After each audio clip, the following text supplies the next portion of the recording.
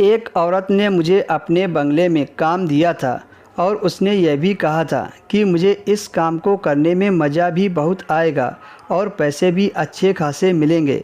इस काम को करने के लिए मुझे सुबह से शाम तक उस औरत के बंगले में रहना पड़ेगा। मुझे काम की सख्त ज़रूरत थी, इसलिए मैंने उस औरत को हाँ कर दी थी और अगले दिन मुझे काम पर जाना था। पर मेरे पापा काम पर जाने को रोक रहे थे क्योंकि मैं अभी सिर्फ 12 साल का था, इसलिए उन्होंने मना किया था। पर मुझे पैसों की सख्त ज़रूरत थी क्योंकि मेरे पापा काम नहीं कर पा रहे थे। एक्सीडेंट की वजह से वो घर पर ही रह रहे थे। मैं सारी रात यह सोचता रहा कि उस औरत को मुझसे क्या काम करवाना है और उसका बंगला कितना बड़ा होगा, वहाँ मुझे कितनी मेहनत करनी होगी। अगले दिन सुबह मैं पापा का सारा काम करके उन्हें नाश्ता देने के बाद बंगले पर जाने के लिए निकल गया। बंगला हमारे कमरे से ज़्यादा दूर नहीं था, इसलिए मैं बंगले की तरफ अकेले ही निकल पड़ा। उस औरत के बंगले में पहुंचते ही मैंने चौकीदार को जैसे ही बताया कि मुझे मालकिन ने बुलाया है, चौकीदार ने मुझे सिर से लेकर पैर तक मुझे देखा और कहने लगा, तुम मालकिन के पास रहोगे।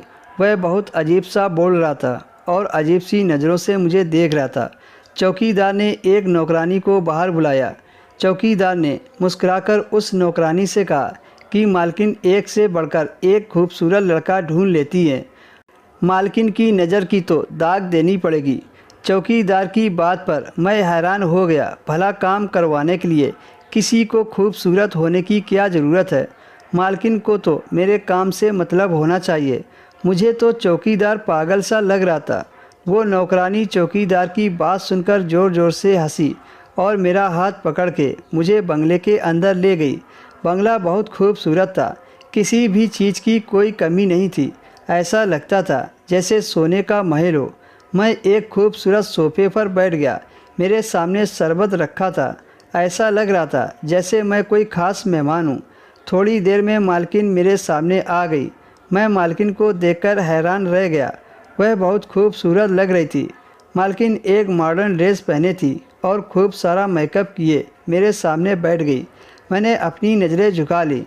उसके बाद मालकिन मुझे एक बंद कमरे में ले गई और मेरे साथ